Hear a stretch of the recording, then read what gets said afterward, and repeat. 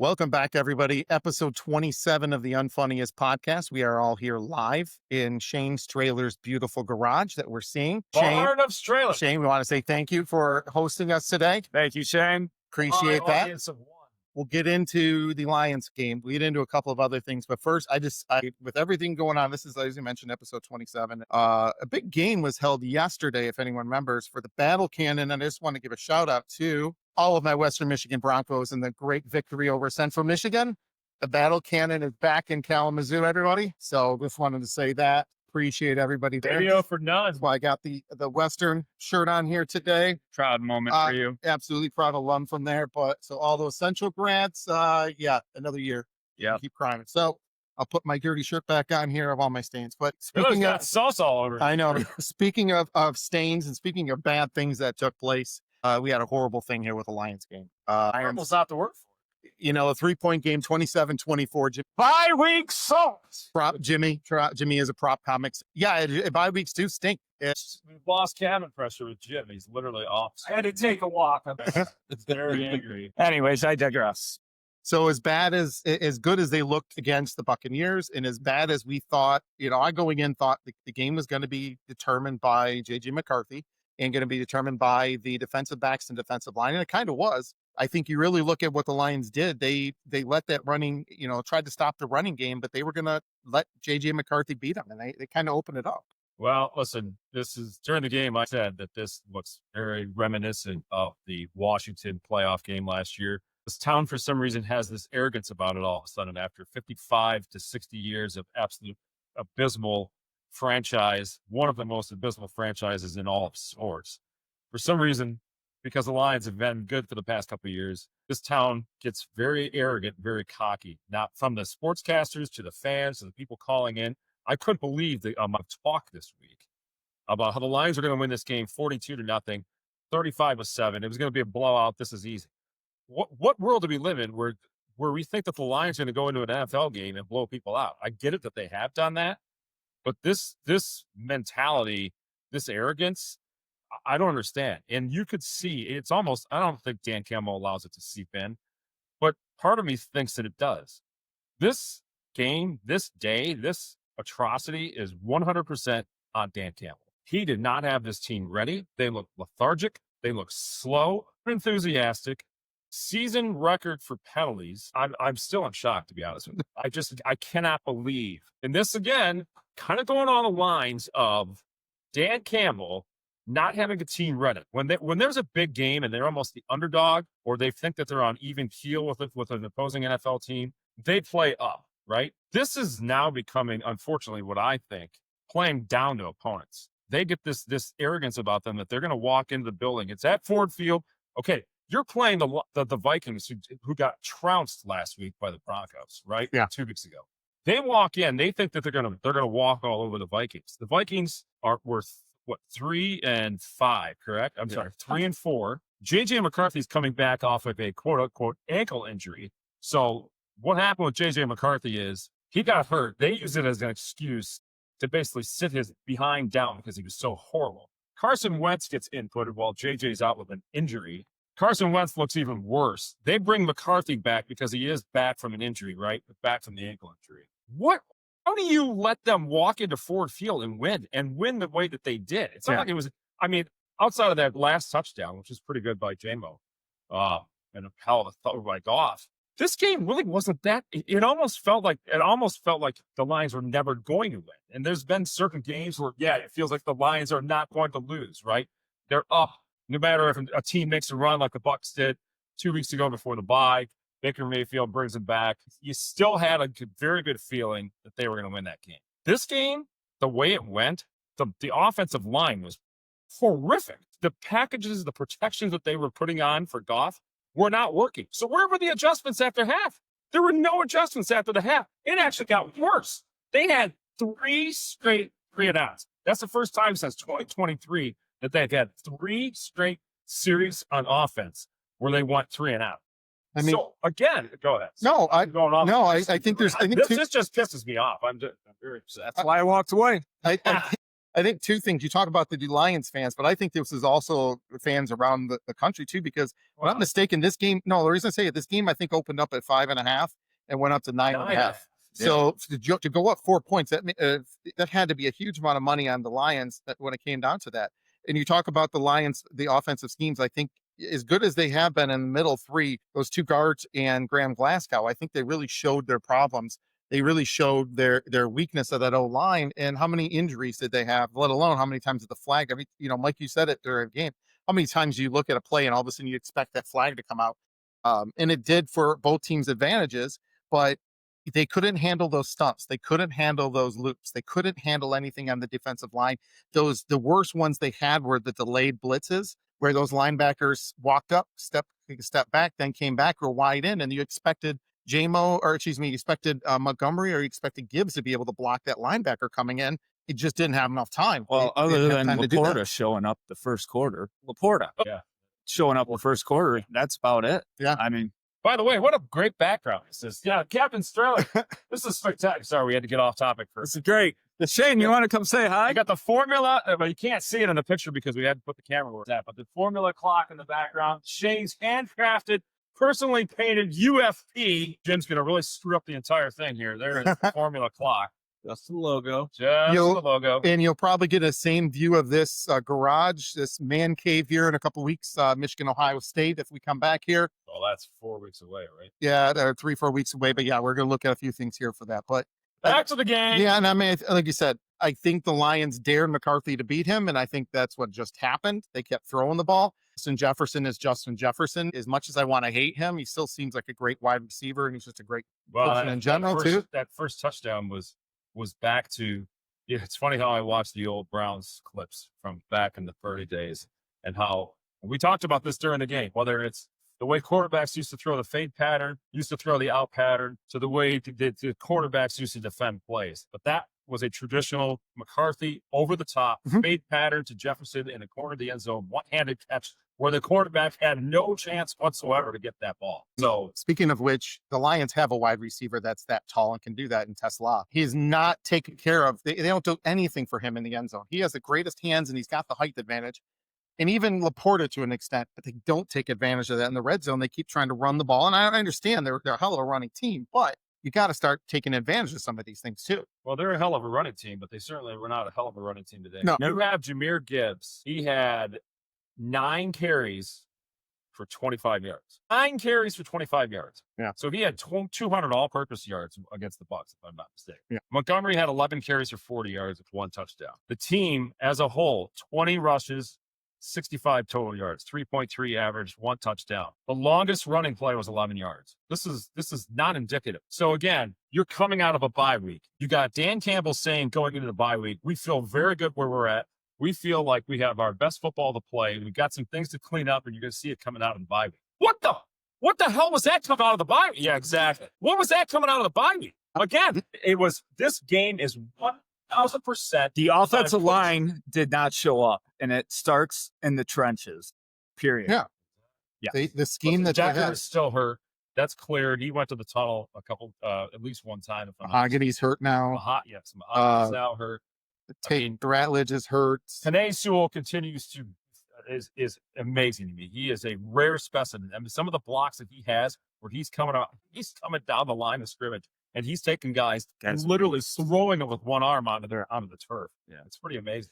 But other than that, it just seemed to me. Okay, Jim, what did you say earlier? You're like, I hate bye weeks. And I said, okay, I'll give you the bye week excuse for the first quarter, maybe a little bit into the second quarter. They needed it for injuries, but you lose momentum. You lose momentum, I understand. But again, that's first quarter, possibly into the second quarter. By the half, the team should be back to where they were and then make their adjustments at halftime and go into the second half with the game plan because you know what you're doing, you know what defense is coming at you.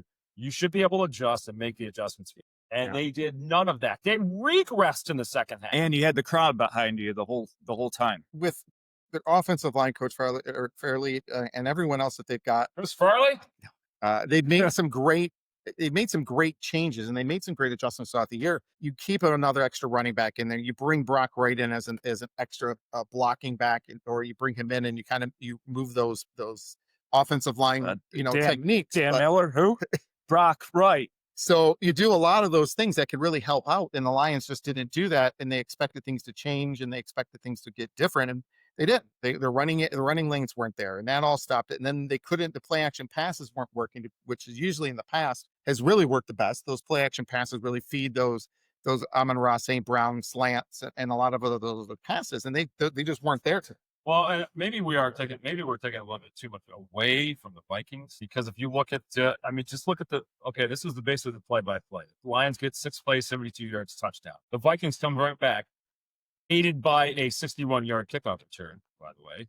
Come right back, 5 plays, 36 yards, touchdown. Lions, 3 plays, punt. Vikings, 7 plays, 64 yards, touchdown. Lions, 6 plays, 14 yards, punt. Going to the second quarter, Vikings have to punt. Lions get the ball back, 9 plays, 35 yards, 4 minutes, 19 seconds, get a touchdown. Here we go again. You can see the pattern, right? The Vikings are answering the Lions. The Vikings are playing like the Lions at that point. Mm-hmm. This game got reversed. The Lions played like the Vikings played like the Lions. So after that, the Lions go 3 plays, 6 yards. Then there's that interception. They've got basically they took a second look at it. 7 plays, 21 yards. They get the interception. Lions get the ball back. 3 plays, -1 yard punt. Vikings get the ball, kneel it down, end of the half. Come out. Okay. Lions defense make a stand at the start of the third quarter. 5 plays, 21 yards. Punt by the Vikings. Lions get the ball back. Here we go again. 3 plays, 8 yards, 3 and out. Okay. Vikings get the ball, 4 plays, 24 yards. They have to punt. Lions get the ball. It was finally they get a first down. What does Gibbs do? Boom. Or I'm sorry, it was Montgomery. Ball went 20 yards down the field. Vikings get the ball. Yeah. Get the ball, 5 plays, 35 yards. 2 minutes, 15 seconds and get a touchdown. Lions get the ball back, 11 plays, finally get a field goal. Fourth quarter, Vikings 3 plays, 2 yards, punt. Lions get the ball. Here comes the block field goal. Well, we haven't seen that in a long time. Yeah. Lions. Now, I couldn't tell you the last time the Lions had a No. field goal. Especially that's short of a field goal. The offensive line did not show up today. There it is again. Vikings get the ball, 7 plays, 24 yards, field goal. The Lions get the ball back, 5 plays, 69 yards. The J-Mo touchdown, which was a phenomenal effort on his part to stay inbounds, make the leap, get the ball. And the Vikings get the ball back. Lions cannot stop them. A perfect pass from J.J. McCarthy to seal the deal. Mm-hmm. And the Lions end up losing 27-24. Well, it's one of the, we talk about first off, the amount of penalties in today's games. It was just ridiculous. Get into that. Replays, everything else. One of the things that I thought was really good was, and it worked against the Lions' favor against Shane, get rid of these flies by the next time. We're working on it, Miller. One of the things that I couldn't stand before, but now it really came out to their help was on that J-Mo touchdown, where obviously they had somebody radio in and say, by the way, that was a touchdown. Lions didn't have to burn a challenge on that one. Yeah. So that's nice that, hey, this was there and obviously it worked out in their favor. But penalty after penalty after penalty. Yeah. I don't even know what's a catch and what's not a catch anymore. That challenge by Campbell, I was furious that he challenged that because, to my opinion, which means absolutely nothing, in my opinion, it was a clear catch, right? It was. Who caught that pass? I don't remember really well. It's for the Mhm. Vikings. Anyways, to me, it looked like a clear catch. And I said to you guys, here we go again with Dan Campbell with these stupid challenges. Then I was completely wrong because they come out of the timeout commercial and they call it an incomplete pass. Yeah, I was shocked. What the? I'd give up. So if the Lions would have won, I was going to start this stupid podcast with my rant about stupid referees and the flags, because once again, it is out of control. You cannot go more than 2 plays in the NFL anymore without a flag. You can throw a flag on every play. For some reason, they choose that a certain penalty. Okay, so the leg kick thing, I get it, right, from Hutch. That was definitely, when we first saw it, it looked like it was not even anything. The crowd was going crazy about it. Second view, clearly it looked like it was a leg whip. He came around with his leg, hit McCarthy in the side. So clearly it was an unsportsmanlike contact. But all these other penalties, it's like, my God, what are we doing? Why so many penalties? Why so many flags? It's disrupting the game. It's ruining the flow of the game. The NFL is becoming the referee league. It's not the National Football League. It's the referee football league. RFL, that's my new thing. The referee football. What the hell? I don't. Sorry, I gotta take a breath and a drink of water. Hey, I told you, take a walk like I did. Explore the studio space. Yeah. So, anyways, yes, that's my rant about referees in this league. Something needs to be addressed. Let's move on. Let's Go ahead. this. Yeah, I mean, it's obviously next game. Who we got next game is at the Commanders. Is the next game? Next game is at. Oh, let's see. We At the got Commanders. at the Commanders. So Yes. another Fox game, 4:30 next Saturday. Who knows? Who knows? I don't think they've lost back-to-back games in 3 years, 4 years as a Lions team. No. So you got to have them come bounce back, and I think that they will. This is a good football team. They weren't right. They need to get better on that offensive line. They need to get better on that coaching staff. They need to look in things a lot better. Really, what comes down to it. The positive news, if there is anything out of this, they didn't lose any spot when it comes down to the NFC North. Other action, Chicago did win, but Green Bay lost. So there's right now, if I'm not mistaken, Mike, you said they're in a tie for first place with technically Chicago. That would be correct. Yeah, They are in a first place tie Mhm. in the in the NFC North. Technically, the Bears, for some reason, are listed in first place. No, I can't. I think it's just how they just. Yeah, That's just the way it's. Yeah. So, yeah, I mean, listen, they're at the Commanders, then at the Eagles. You are potentially looking at a 5-5 football team when they return home on November 23rd versus the Giants. There is nothing guaranteed with this team anymore. I'm not saying they need to go into panic mode, but I'm thoroughly disappointed in the coaching staff of this team. Again, I don't think that they came out even remotely close to being prepared. The Eagles game, listen, let's all depend on what they look like next week at the Commanders. Yeah. But the Eagles game at the Eagles, if they play like this and they play like this against the Commanders, I think they'll beat the Commanders. I really do. Mhm. I don't think Jaden Daniels is back yet. Plus, I do think that that's a little bit of a revenge game. I was just going to say that. A little bit of, hey, you came into our house, beat us up in the playoffs. Yeah. Granted, it's a regular season game, but we're going to come into your house and we're going to show you something. Yeah. But that game against the Eagles, we'll see. There again, though, that's an underdog scenario, right? On the road. So Dan Campbell gets these guys up for that, but he can't get them up for a lousy game against the hapless, I would call the hapless Vikings at home, coming off a bye. So and then you got the Giants. Hapless. Hapless. Well, without Cam Scatterboo, that's the heart and soul of their team right now. Forget Jackson Dart. Let's go around the league a little bit here. Some of those early games. Patriots hang on, beat the Falcons 24-23. Yeah, they were up 21-7 that game. I mean, if I'm not mistaken, the Patriots are now 7-2. Drake Vrabel. May. You want to talk about the Pats have a franchise quarterback again. So outside of the last one that they had. A guy named Tom Brady, by the way. So, yeah, I certainly are playing. And listen, I mean, Mike Vrabel, what does Tennessee think now, right? Mhm. You get rid of Vrabel, and now he goes back to his playing days, goes back to the Pats. He has them on track. So I think they look pretty damn good. So Drake May in this game was 19-29, 259, 2 touchdowns, an interception. He was sacked 6 times. That's a lot for him. With a rating of 102.5. Michael Penix Jr. traded to the Atlanta news station, and their mispronunciation and spelling of the poor young man's last name was 22 of 37, 225 yards. And Cousins 3 playing touchdowns. Thank you for correcting that, Michael. You're welcome. Michael Penix Jr. So, yeah, that was 24-23. So the Pats hung on after leading 21-7. They only got a field goal after that. And the Falcons did come rushing back. You got Baltimore, obviously, last on Thursday night. So this is the crazy part. They destroyed the Dolphins. Well, they did. Yeah. But so the Ravens were 2-5 at the bottom of the AFC North.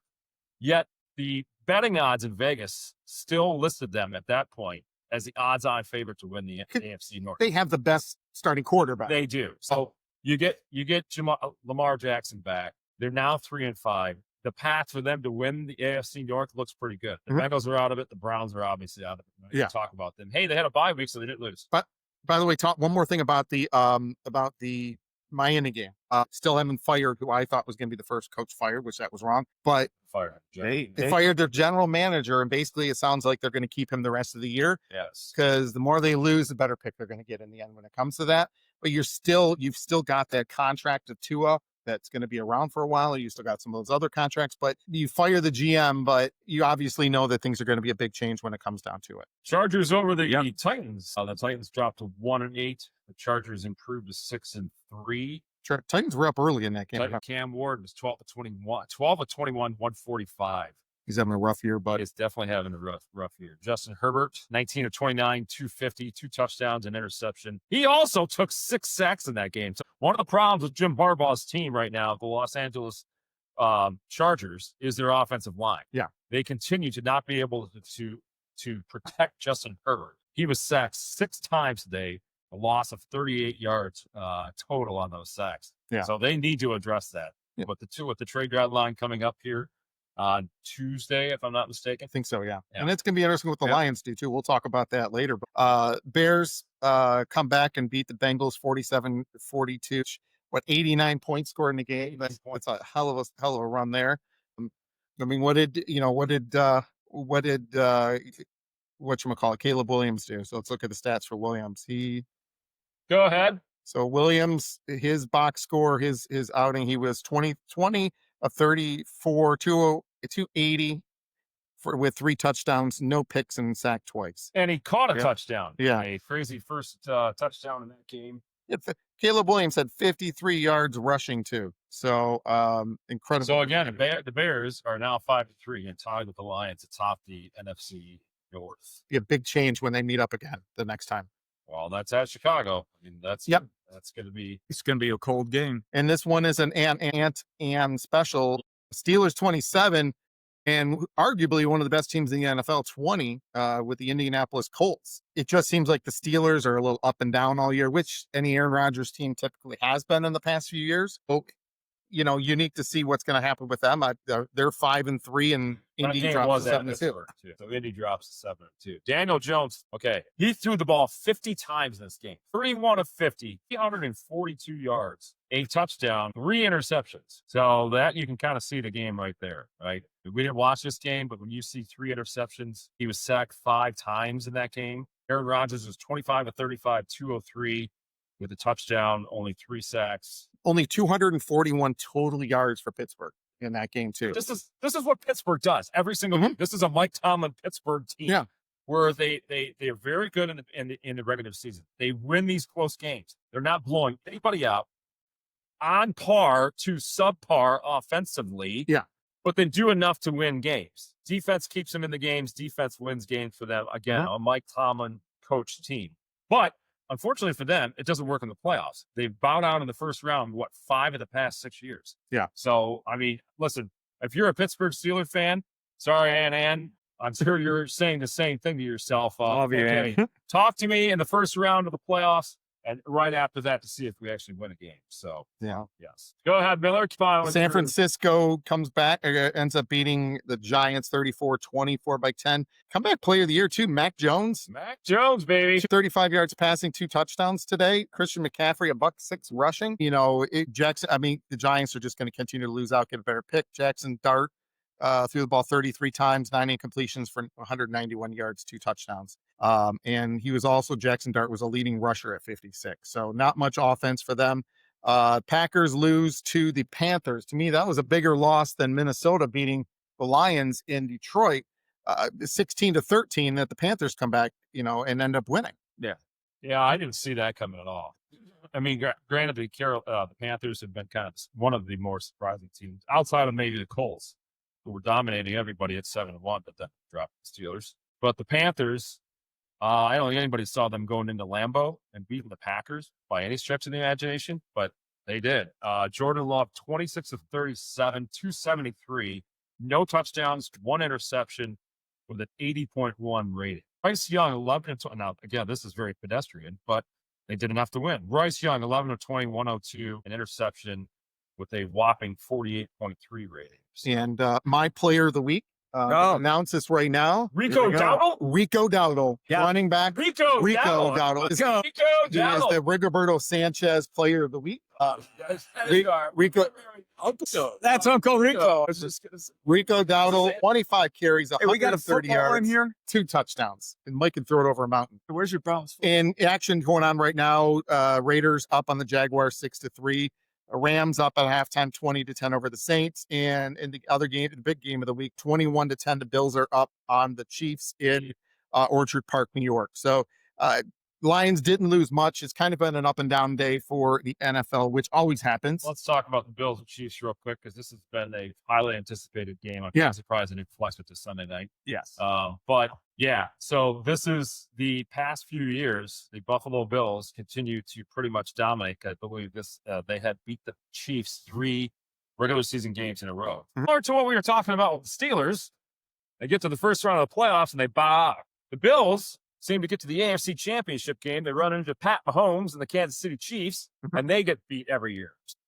You can listen, as a Chiefs fan, you probably look at this and go, yeah, well, we like to beat the Bills on the regular season game. Sure. But when it matters the most, Patrick Mahomes, Andy Reid, Shines. and the Chiefs, yeah, absolutely. And it doesn't matter if it's at home at Arrowhead or if it's at Buffalo. The Chiefs in the playoffs, in the AFC Championship game, Patrick Mahomes dominates Josh Allen and the Bills. Yeah. So, And late games later today, Commanders are hosting the Seahawks in Sunday Night Football. And in the game that only Cowboy fans care about and Cardinal fans, Cowboys and Cardinals on Monday Night Football.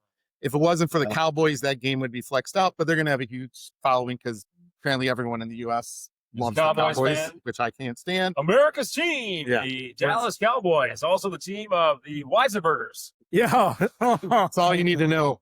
Uncle Pat, John, and Jim. Yeah. So Fans of the Cowboys and the nation. I want to come back and talk about kind of change gears from NFL and from football. We'll talk about some of the college stuff a little bit later, but You're running Mike stayed up past 10 o'clock last night, I did. past 11 on. o'clock, Hey, on. Yeah. and almost to Jimmy's still- midnight. Look at this. Like, it's not quite my Browns football, but it'll Game be- ball for staying up So- past midnight. Absolutely. to these yahoos at midnight. I'm like, my old is up at midnight, for crying out loud. Hey, listen, in the back of my head, I was thinking about the time change backwards. Yeah, you Which, got oh that yeah, shot. by the way, okay, let me go on to this really quick. Hold fast. Right. Yeah, side rant, exactly. So when I was younger, I used to love this daylight savings time, which I still do. It's by 10:30 in this area. It's still light outside in the summertime. Miller and I have been up with Boot Lake, Michigan, up to Munising, Michigan. They may allow me up there now. Yeah, it was 11:15 at night on the 4th of Oh, July. what It's still happened? light out there. Boot The one- I think it's Boot Lake, Michigan. All right. So listen, when we're in daylight savings time, though, as we're getting into October and November, for the love of God, it's like dark at 8 o'clock in the morning still. Going back, it's going to be an hour later, or an hour earlier. So now it's going to be actually be light at 7 o'clock. I like. So I guess what I'm saying is my mood is changing a little bit. So if you pin me down 10 years ago and said we have to stay on one time of all, right? Either standard or daylight savings time. I would have said, go to daylight saving time and don't go off. However, as I get older and I'm getting up early in the morning, I'll be awake for 2 hours before the stupid sun comes up. So now, if you ask me, let's stay on standard time. You know what? I'll be honest. I consider myself somewhat intelligent at times. No, I don't you're know an the idiot. I don't know the difference between daylight savings, between regular time, between this time, between that time. myself I- intelligent. I don't. I know how to spell certain words, but there's one of those things in my brain I just don't have. So let's talk about the reason why we all stayed up last night. One of the single most incredible World Series Best I think game, I've ever best had. game I've ever witnessed. Game 7, best championship game, all for one. And then Yeah. not only does it go Sorry, 162 games, it Yeah. goes all throughout the playoffs. It goes all throughout 7 games of the World Series. Then it has to go to extra innings. So all of that work is just down to essentially 6 outs every time between that inning. Yep. I will say this: we put out a message a couple weeks ago, last week, the week before, about the greatest baseball player and how Shohei Ohtani is the greatest baseball player. But I tell you what, we may have a 1B. Yamamoto pitched 3 times. He won Yes. 3 games in that. So his stat line: he pitched game 2, a complete game, 9 innings pitched, 105 pitches. Great game there, and a 1.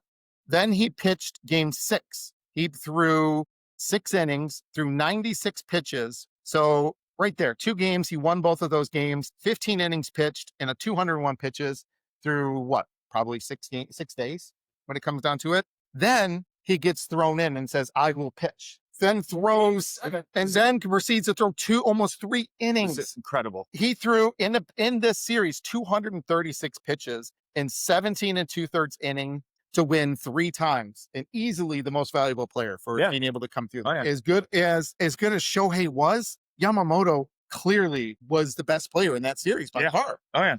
That's Uncle Rico. Put me in, coach. There's a stat. I want to say I got to bring this up just so make sure I've got everything correct. I texted it to you guys with Yamamoto. Maybe I put it over here. So that game, talk about yourselves. Listen. So that game, to me, it felt like the Blue Jays were destined to win that game.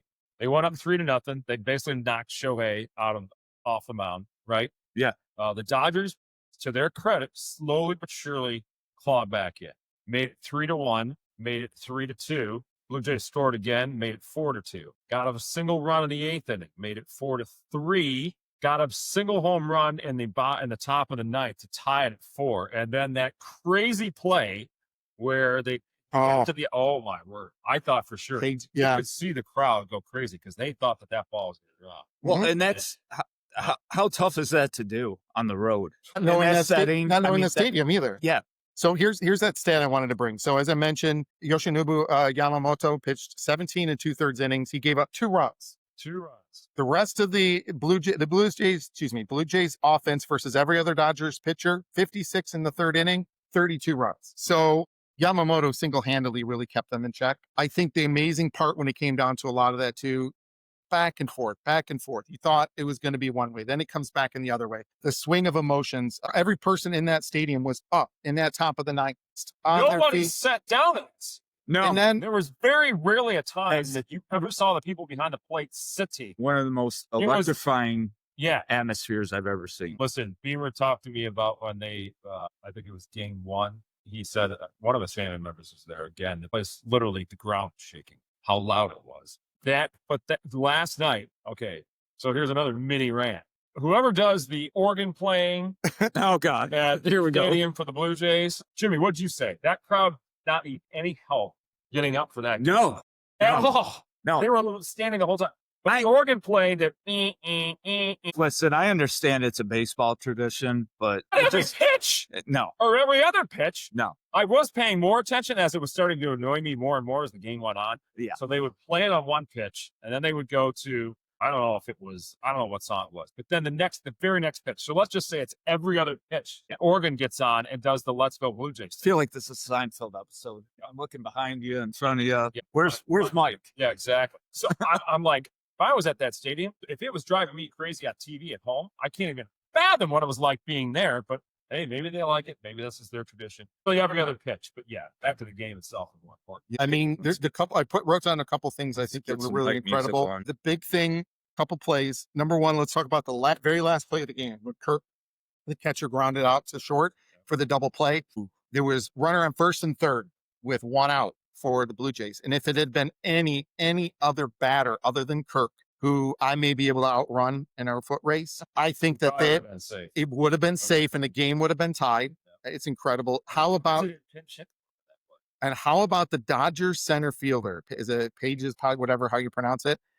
Andy Pages, whatever, also known as Andy Pajas. Yes. Yeah, he's from the Dominican Republic. So when that ball on the fly went out and got caught in the bottom of the fence in that padding, immediately hands up. That way, those runners had to be stopped at 2nd and 3rd instead of having a run in and a runner on 3rd. So just a heads up play. I mean, Grant, he could have got it, probably wouldn't have anything. Knowing the rules, knowing what to do at that time was incredible. Smart play. Yes. Yeah. Yes, not Pages. Yeah, knowing what to do, knowing everything there. Will Smith, straight World Series. Oh, my goodness. It's got to be a record for straight I saw that this morning. I'm like, there's no way. That's incredible. Yeah, incredible there. You look at it. Who else is going to be favored next year other than the Dodgers? Nobody? Well, listen, I mean, the odds on betting favorites, clearly the Dodgers, but I would also say the Blue Jays going back. Yeah. Mariners are going to be in the mix. I do think the Tigers will be in the mix. They need a bat, yeah. They do need a bat for sure. Listen, so bat one and thing an that we arm. didn't talk about is Mr. Clement from the Blue Jays. He set a postseason record with 31 hits total in the postseason. So that's pretty impressive. Yeah. I'll tell you exactly what it is. Go ahead, talk about it. Ernie, yeah. Ernie, yeah. So he had 31 hits in the postseason. So that was a Major League Baseball record for the most hits in one postseason season. Records are just incredible there. That's impressive. Let's talk about real quick about the Tigers with their offseason. I'm gonna kill this fly soon, but Where is the fly swatter, Captain Strailer? we talk about what's the big. We have a studio audience today, by the way. He's bored by the sports talk, so he's looking at us all. But Tigers. The big thing is trying to sign Skubal in We'll get to your offseason. topics. They want to sign him. It's not going to happen because Boris only wants one thing to get to free agency. Let's go opposite. Let's look at the Lions with what they just did with signing Hutchinson. They signed all these other guys realistically under market value for their positions and locking them up long term because the players want to be here and the agents are willing to work with them. So let me phrase that. The agents are working with them because the players want to be here. With Skubal listening to his agent, to me, the agents to listen to the player and not the players listening to the agent. And Dan Burgess, one of my good friends, eventually you'll come on this podcast. I'm putting this out here now. You're going to have to tell us wrong. And I want to have that conversation with you. The siren, Miller's dropping one of my good friends. Yeah. So to have that take place and to have that done, why is it that you can't tell your agent, I want to have this, and your agent's got to listen to you? If he really wanted to stay here, he really wants it, because to be truthfully honest, he could go out next year, blow his elbow out, and have to have Tommy John again. It's not guaranteed. Granted, there's probably some insurance. There's some insurance policy. There's something there in case it happens like that. And granted, even the money he's made, he's probably set up for life. But something's got to happen with that, and there's got to be something there with it. But we'll see. We'll see what comes happen in the offseason. They need a couple hitters. They need probably one or two more frontline pitchers and maybe a couple of guys in the back end of the bullpen. Yep. Let's kind of move from World Series to our other two teams that are playing right now. Red Wings and Pistons both have been playing pretty good ball. The Pistons beat the Dallas Mavericks last night in Mexico City. Pretty cool how that game went on and kind of everything that was happening there. Pistons are off to a really hot start. Cade Cunningham he's taken a true leadership role in this team. Mm-hmm. Yeah. So the Pistons are 4-2. They sit a game and a half back of the Bulls, who are 5-0. They've yet to lose. Mm-hmm. Obviously 5-0. So the Bucks, the Pistons are at 4-2. The Cavs are 3-3, which is a little bit surprising. Donovan Mitchell's been hurt though, so that's part of it to do with it. Pacers are a surprising 1-5. Well, yeah, but Halliburton beat Halliburton. Yeah. Yes, right, exactly. Mm-hmm. So the Oklahoma City Thunder, the reigning 7-0. Yes, are 7-0, and then the Lakers are 4-2. The Spurs are 5-0, which is a little bit of a surprise too. So, that's the NBA. Yes, to your point with the Wings started this road trip off 2-1. They beat the Blues, and they came back and beat the Kings in overtime, but then lost to the Ducks. Larkin is on fire now. Yeah. Yeah. And just wait till Four Nations again, I'm sure, middle of the season, and he'll be back out. But yeah, so the Wings are in second place right now with 16 points, two back of the Canadians, Mm-hmm. are 18 points. Well, this is a far cry from last year. This is a far cry from them and the fan base screaming for Lalone to be basically fired at this point last year, much to the not so much credit of the organization, Steve Eisenman last year. They waited way too long to get rid of Lalone. Yeah. So this is different. This is Todd McClellan holding players accountable. You can see it to the point of, I think we even talked about this last week when they went down 4-0 against the Blues, I think it was. And he called a timeout. And from that point on, they've been a different team. He's holding players accountable, and he's getting more energy out of these guys where he needs to. They're young. They're fast. They're going to be good. This is obviously a heck of a great start. I think basically, they're going to have ups and downs. But yeah, Larkin right now has 8 goals, 9 assists, 17 points. DeBrincat finally is getting back on track. He's got 4 goals, 10 assists. Lucas Raymond, who's been kind of in and out of the injury, the locker room of the injury prone, I guess you would call it. He's got 3 goals, 8 assists. So listen, we needed Larkin I think he heard the noise. I think he heard the criticism, and I think he's responding. This is exactly what it needed. Yeah. I'm sure that Eisenman sat down and said, you need to play better. You're the captain of this team. Emulate what I did when I was the captain back in the early 90s. Put the team on your back. Oh, I got him. Whoa! Yeah. Oh, yeah. Nice job. Down goes the bug. That Got him. son of a biscuit. So, yeah. Listen. Got to be fired up. So they are, let's see, today they are in San Jose. They're playing 8 o'clock tonight. And then And it's then a long road trip, 5-game road trip. 5-game road trip. Yeah. Yeah. We'll see what comes. I mean, if they go 3-2 on that road trip, I'll be happy. It's always tough going to the West Coast and kind of catch up when it comes to a lot of that. Let's go. We'll change a little bit over for anyone in the state of Michigan and probably around the country. It's all the start of the high school football playoffs. This past weekend was the first round of the high school football playoffs. In fact, we got to get Bobby Patterson back on talking, give us some discussion here. But there's two things I want to talk about. Mike, I'm sure you'll talk with some of them. The biggest situation was Warren De La Salle High School, who obviously is usually a traditional powerhouse here. They play into how it works out. They're lower in their division because their enrollment is lower. So they go into, I think it's Division 3 or Division 4 on the 1, 2, and 3 to 6. And they play teams that are Division 1 and Division 2 level. They went 3-6 this year and made the state playoffs. There was another team on the west side of the state that went 7-3 or 7-2 and missed the playoffs because of Michigan counting playoff points. And so even De La Salle playing those bigger schools, they got more points for losing than they would have for winning against other teams. I was blasting against it. I thought it was ridiculous. I thought this is horrible. Then come to find out, the opening weekend, they won 56-34 against Warren Fitzgerald. So eating crow a little bit. Maybe they really did belong. Maybe they really did have some things there. The second one, before we get into discussion about it, was and this is 8-man football. There was a situation with Mendon High School, city of Michigan, and Grand Rapids Sacred Heart. Traditionally, if it's more than 75 miles apart, the schools they will play on Saturday, make it easier for travel, make it easier for everything. Mendon wanted to play on Saturday for that reason. And part of the reason why they were hosting was that it's a small community and all the police and fire typically would be out for the trick-or-treaters on Friday night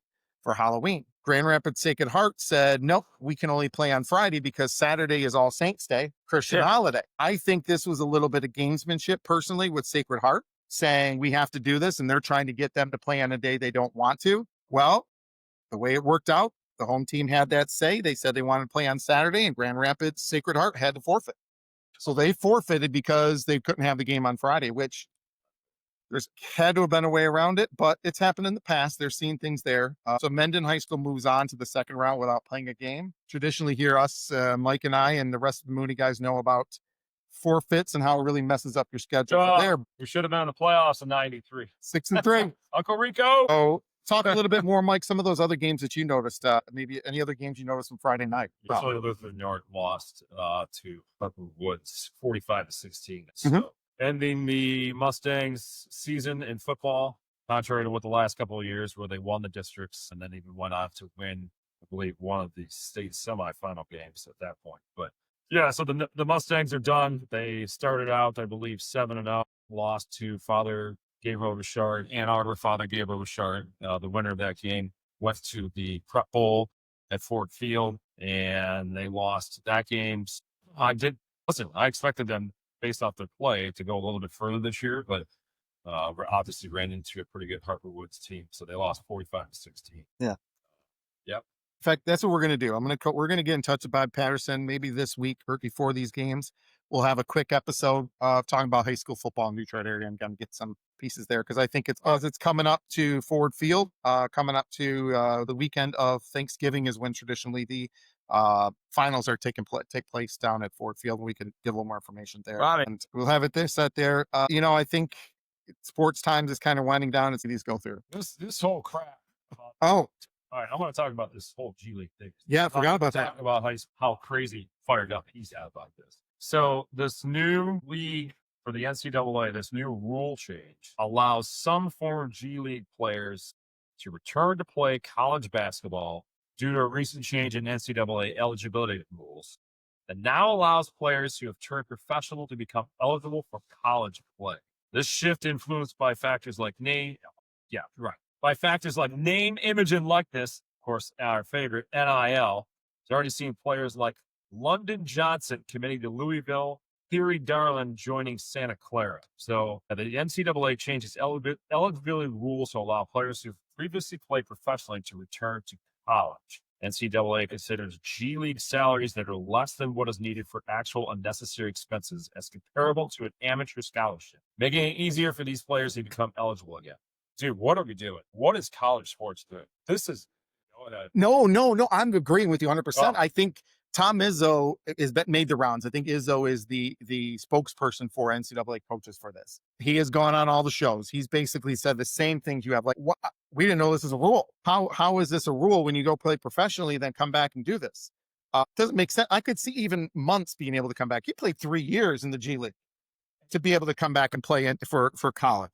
I mean, there's so many things we could go down. There's such a rabbit hole we could go down. But listen, I give Tom Izzo a lot of credit. I mean, he's taking some of the blame for that. Well, not him personally. He's saying that the administrators, yeah.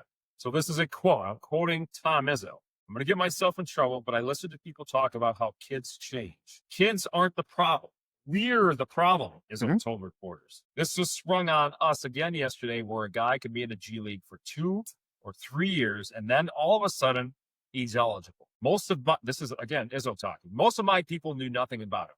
I'm not real excited about the NCAA, whoever's making these decisions, without talking to us, meaning coaches and the colleges themselves, just letting it go. They're afraid they're going to get sued. Bless you. Bless you, Shane. Bless you. God bless you. Yeah, on Monday. I can't bless you. I'm not God. This is last Monday. London Johnson, a former 4-star recruit who has averaged 7.6 points over the last 3 seasons in the G League, announced his commitment to Louisville. Last month, another G League player, Theory Darlin, announced his commitment to Santa Clara. Listen, again, I just don't understand. Here's Izzo again. Someone is going to say, well, if they go pro and it doesn't work out, they should be able to come back.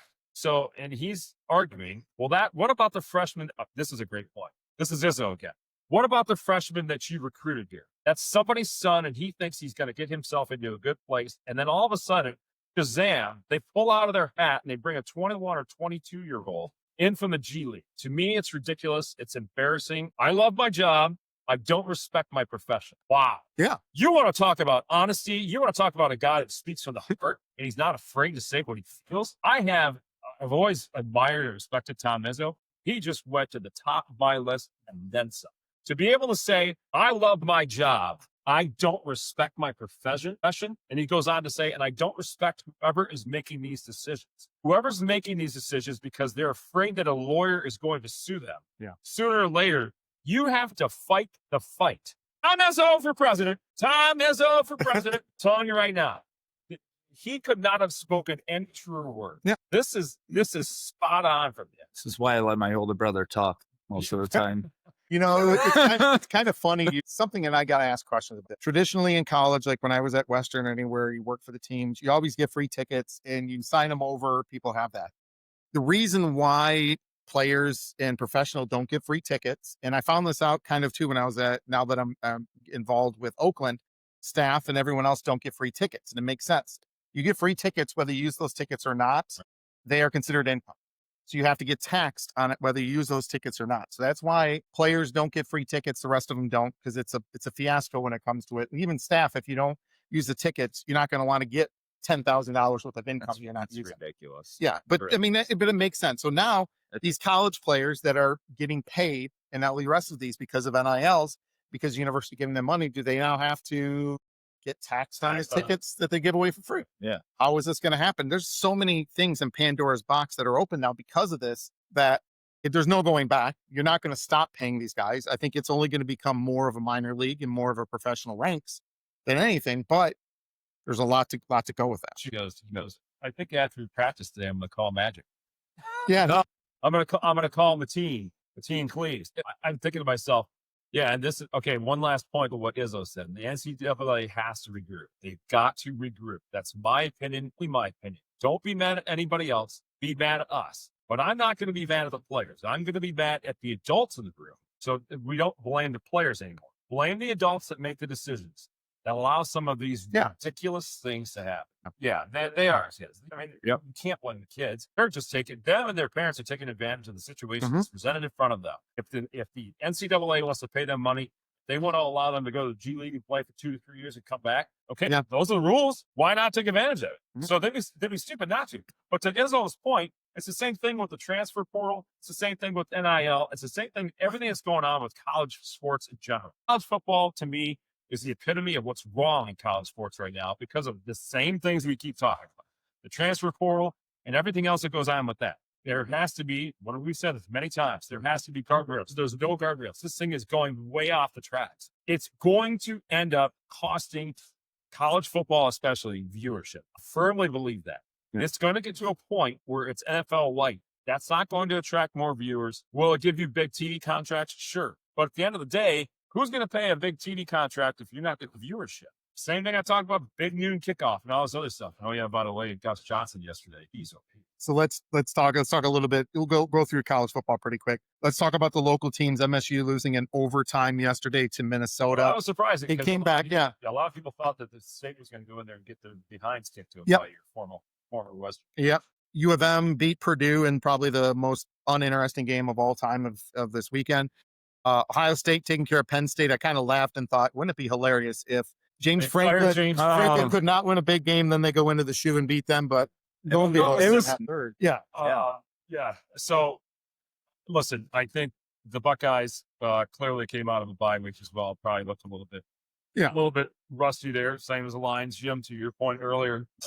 You need me to get the Buckeyes, Ryan Day, and to their credit, they made a lot of adjustments at halftime. They said, listen, and this is basically Ryan Day quoting this. 5 weeks sucked. They went in the locker room. They saw what Penn State's defense was giving them. They made adjustments and started to throw the ball down the field. So, again, to their credit, they come out and basically put Penn State away. Penn State doesn't get another touchdown and or field goal after that. So and it didn't hurt. It didn't help what Jim Knowles came back and kind of said some of the stuff. He made some comments about we're not going to let the wide receivers run crazy on us. And anybody that doesn't know, Jim Knowles was the defensive coordinator for Ohio State for years, and then moved over, just a huge contract, over to Penn State. And by the way, Jim Knowles, the ex-defensive line coach for Western Michigan, I was there. Buster again for Miller.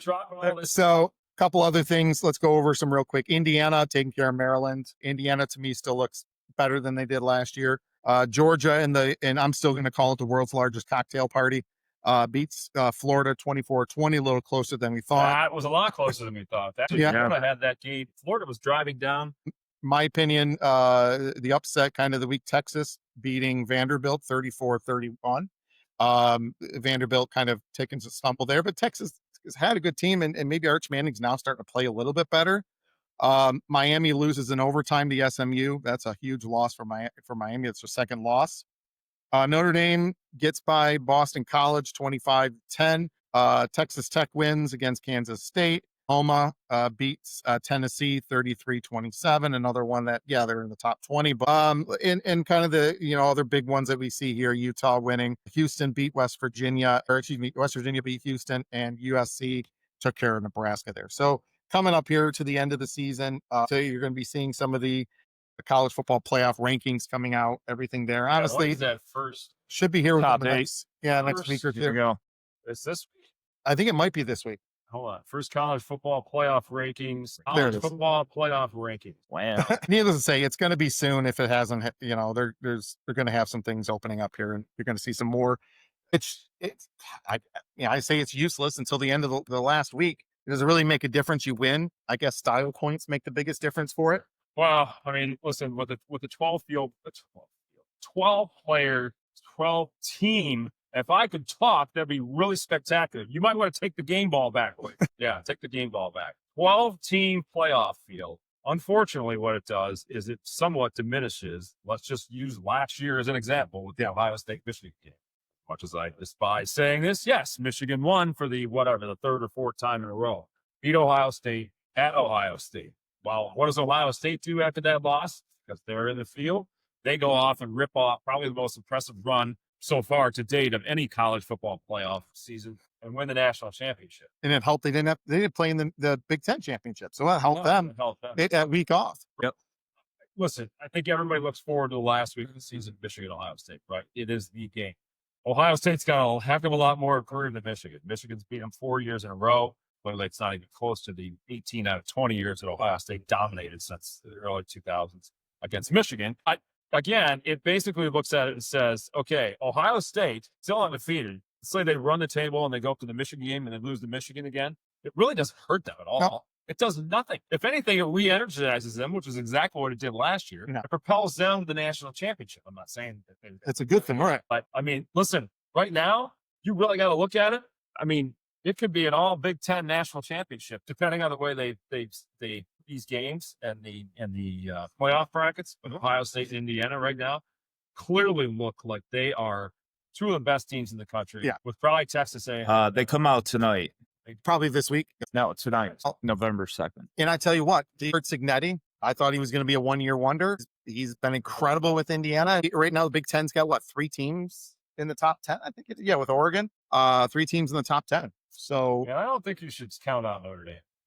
I don't think Despite so. their No. early season struggles that they had, they are still 6-2, Mhm. won 6 in a row after starting basically 0-2. I think that's a sleeper team. And so you've got an all Midwest playoff bracket between Ohio State, Indiana, and Notre Dame. Yeah. It's going to be exciting. And Listen, they got they got a lot of detractors with the It's a whole whole, it's a whole different ball game this year. Yeah. You know, the playoff bracket. They want to. What do they want to go to? 16 teams, right? Probably makes sense. Yeah. So no one gets a bye. Yeah. So Yeah. This is good. Hey, people are talking about it. As much as we just worked on college football and all of its forays into this NIL and other crap. At the same time, 5 minutes later, we're saying, okay, it's exciting for the playoffs and everything else. Just want to get back to a kid gets recruited by a team, Ohio State, Michigan, Indiana, Michigan State. He's there for 3 or 4 years. He's invested into that school. He knows exactly what rivalry is about. He's not going to get tipped off because he's not getting enough playing time and enter the transfer portal. We have to get out of that mindset. Or- for these kids. Or me being a mid-major fan with Western Michigan and MAC and all the rest of these. But you get a great player. Why is that player going to stay at Western when they could turn around and get $1 million to transfer I know, to? but that's the No, that's I'm saying. Oh. What good does it do? Mid-major is not going to do anything like Western did a few years ago, or the Boise States, or some of these other ones. So yeah, I mean, it stinks when it comes down to it. So, Mike, you've been yelling a lot, Yep. ranting a lot. You've been going I've been through, ranting but all day. let's truly get the real one here going. The least amount I've talked. It's time for podcast. everyone's favorite segment, Mike's Rant of the Week. And now, here is Mike with his rant.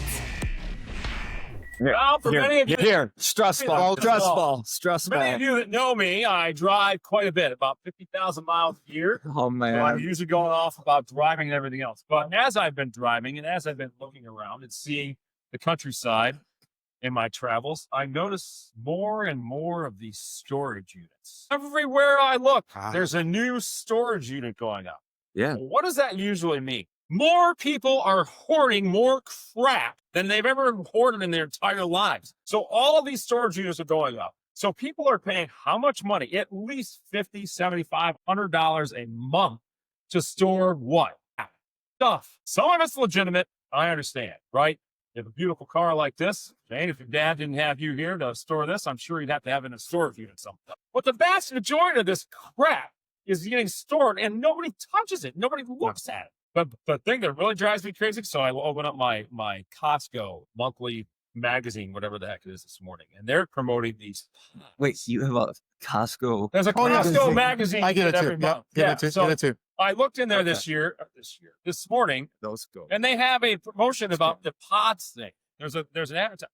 Portable on-demand storage. System. They tout that they will bring a storage pod to your home, park it smack dab in the middle of your driveway, a pod storage system, so you can load the said pod with a bunch of crap.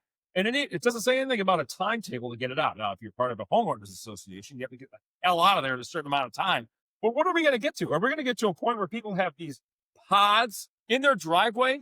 So now they're paying storage for a pod to sit in a driveway so you can put a bunch of your crap in there, for crying out loud. Or there's a legitimacy to being able to have a pod to load up, have them take it, and then move it if you're relocating someplace. my whole rant is about all of these storage places going up. If you are one of the owners of the storage places, more power to you, because you're a hell of a lot more savvy than I am. You got a heck of a lot better idea. Well, I think Clinton Township and a couple other areas here have now banned additional storage units from going up. It used to be all dispensaries. Now it's all They're all over there. the place. And Yeah. how many other car washes are you seeing now? I'd love to own a car wash because that's hell of a passive income coming in with some of these and making a ton of money. But it's how many car washes and how many storage units do you really need in your town in the end? Other than people just are hoarders and they want to keep it. Again, but there's no end in sight. I mean, more people are going to start storing more stuff. Hoarders per se, right? Mhm. So again, to you savvy business owners and entrepreneurs that are smart enough to invest in these things, congratulations! That you found a niche that will never go away, and Amazon can't take your storage pods from you either. I guess they could come up with a portable pod system themselves, but yeah. Oh, they will. The evil Amazon. All right. So Mike's rant, and I agree with you on that. That it is ridiculous. Saying Finally, you agree with me. I do. After 36 years. Hang on a second here. You two agree?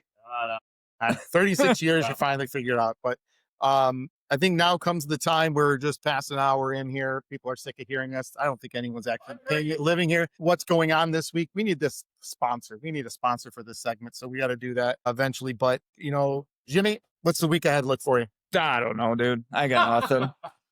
You can't have the game ball a week back. All right. That's fine. Michael. Just working. That's all. Busy week of preparation for some of our trade shows, as I will leave early Saturday morning, thanking my esteemed colleague for setting up a 7 a.m. flight to Las Vegas next Saturday. Yeah, so I might Just spend the night at the hotel. Just go and sleep there. So I might be broadcasting live from Las Vegas. Oh, you got to go walk down the strip. You just got to interview random people on the strip. That would be awesome. Absolutely. I could probably do that. I think so. I think you should. Hi, sir. Welcome to the UFP here live at Las Vegas. Yes. Pass out cards. A lot of people. Yeah. Oh, no, I was going to do. Oh, so that I was going to say, yeah. Have you heard of Mike Ward? Do you know the Unfunniest Podcast? How about UFP Media? I will do. I'll take some of our little Oh, let's do it. leaflets. Yeah. Passing out leaflets in Las Vegas with UFP QR codes. Absolutely. Photo. Come on, Bosa. What are you doing, Miller? I got nothing. Okay. Looking for a job. Okay. That's pretty much all I do anymore. I I need hope to to hear back. Sounds good. I'll come over and get the dog to do it. Guys, we're gonna have a couple things next week. As you mentioned, we'll probably have a little more in depth to talk about Michigan high school football. We're gonna talk Lions and Commanders. That game that Pistons, Red Wings, the MLB off season starting. Mike's favorite time of the year, the holidays. Have some of that. One thing I do remind everybody, no matter what political affiliations you have, left, right, middle, up, down, center, Tuesday's election day. So where, as much as important as the national elections are, our local elections are far more important than anything really, to our daily tasks. Please get out, make sure you vote, make sure you look at what's best for you, your family, for that town. Make sure you're out there and voting for what you think should be done. Not here to complain about it. Right. Yep. Have your voice. Exactly. So thank you guys so much. Shane, thank you so much. Thank you for those sneezes and interruptions. Probably the best man cave in all of Michigan. And Hang on a second here. There it is. Oh. Check out this BA. Oh, yeah, there it is. all right, guys, thank you so much. Have a great week. Like, share us, follow us, everything else. Remember, go on, vote.